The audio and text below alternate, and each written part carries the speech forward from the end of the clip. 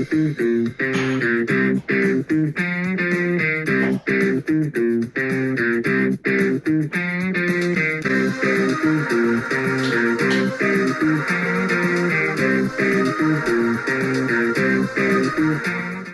guys, it's May 4th. May the 4th be with you. Yeah, I really just wanted to show this thing on camera. If you didn't know, it's custom. Okay, I just put that away. So, it's not in there. Just put it over there. It's broken, but whatever. Anyway, yeah. So go subscribe because I'm almost at 100 subscribers. I'm trying to hit 100 subscribers before I go to camp. It would mean a lot to me. And thank you all to whoever has subscribed. You're awesome.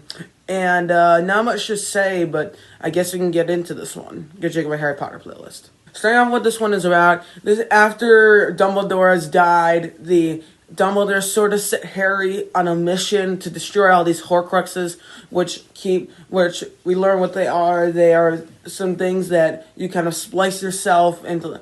Voldemort splices himself into 7 different Horcruxes and it keeps them from being dead, and they have to destroy them before. They just have to destroy them, essentially. We learn about, and then the second plot line is the Deathly Hallows plot line, which we learn about the Elder Wand and the cloak, which I'm not sure if that ties back to the one that Harry has, as well as the Resurrection Stone, which ties back to Snitch, although we don't learn that until part 2. So, you have our trio going on this adventure around the world, doing whatever, essentially. Now you have the good, and starting with the good, overall, I think what this movie does really nicely, it kind of sort of delves into our characters, and you have the trio going on this adventure, and you become a lot more invested as the movies go on, and I think this is a good example of how our characters sort of develop and change. They have their fussles with each other, they're not a perfect duo, and you kind of see that through all of this, and I think how all of that works is pretty good for the most part. I think there's some amazing sequences, like the chase at the beginning, as well as that ministry sequence is just fantastic. And then I think the end of it works pretty well, and I think the Dobby's death is pretty emotional. And I think Dobby's a much better character in this one. I found him to be a little bit annoying in Chamber of Secrets. Here, I think he's a great character. I still liked him in Chambers, but I think he's much better in this one. And overall, I still think this is a relatively good Harry Potter movie. It's better than most of the times where they've split a book into 2, like The Hunger Games. That one was everything about that was not good. I never saw Twilight, but I bet that might have been the same as well. So yeah, some of the characters are good for the most part. Mainly our trio. We visit a lot of interesting locations like the Ministry, Godric's Hollow. You get to see our characters sort of going through London a little bit in the beginning. I think how all of that plays out is just really interesting. I think it works pretty well for the most part. And overall, I just kind of really enjoy this one. And it's because it's one of the shorter ones. So this is not one I feel like I come back to, though, and this is probably the one I think I've seen the least.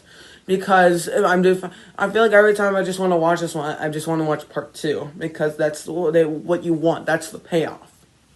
So, but I think overall, the way this movie plays out, I mean, it's alright. I don't really have any issues with it overall. It just should have been just one long movie. But I think the way they deal with our trio, there's some amazing sequences, like the motorbike chase. There's some stuff with Voldemort that I really like. There's just some amazing parts in this one overall that I think are some of the best sequences in the Harry Potter films. I think the end with Voldemort doing the thing into the cloud is just fantastic. I don't know, I really like that for some reason.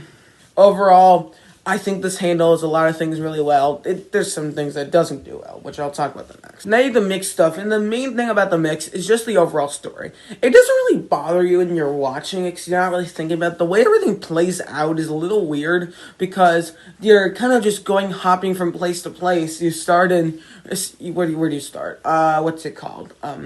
Start in the Dursley's place. Then you have the motorbike chase, and you end up at the Weasley's place. And then you have this wedding. You're ending up there. And then you go to London. And then you go to the Ministry. And then you go to the woods. Then you go to Godric's Hollow. The way everything. Then you go to the Malfoy's house later. The way everything kind of goes on and on. It's just a little odd. and the way it kind of jumps between those things is a little weird. And I think the overall storytelling of this one, I think, was dragged out way too much, because at times this one gets kind of boring. Because, I mean, this just goes to show they should have just made it one part.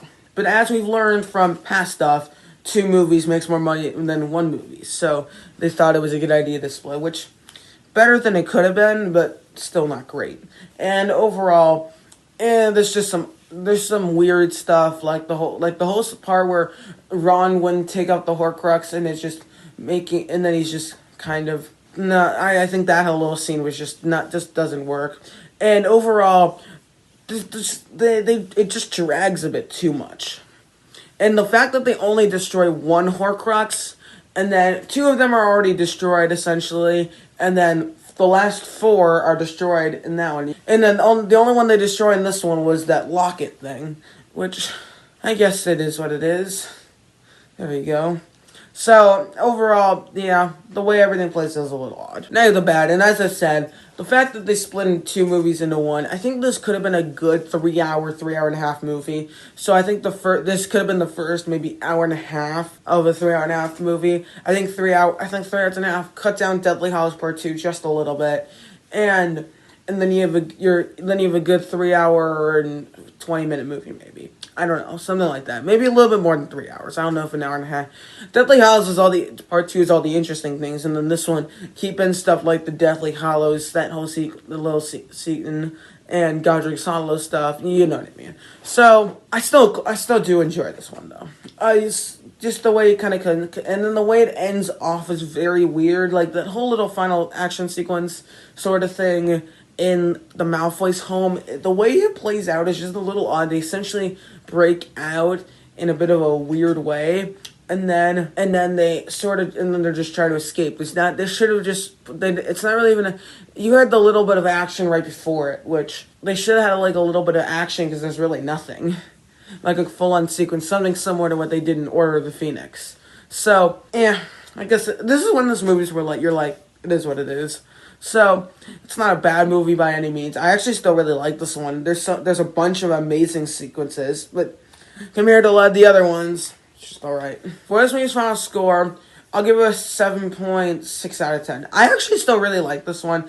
I have this one a bit higher up than a few of the other ones. I think this one's right outside. I think this one might be in the bottom 3 of the Harry Potter movies, not the Fantastic Beasts movies. I think both of them are, at least the second one is definitely the worst one of all of these. I don't know. That's just me. So, I still enjoy it. There's some great sequences overall, and I think it's an overall pretty good Harry Potter movie, but yeah, they could have done some things better. So that's my thoughts. Share your thoughts in the comments below. Thank you guys so much for watching. Don't forget to like, share, and subscribe. And I'll see you guys next time. Adios.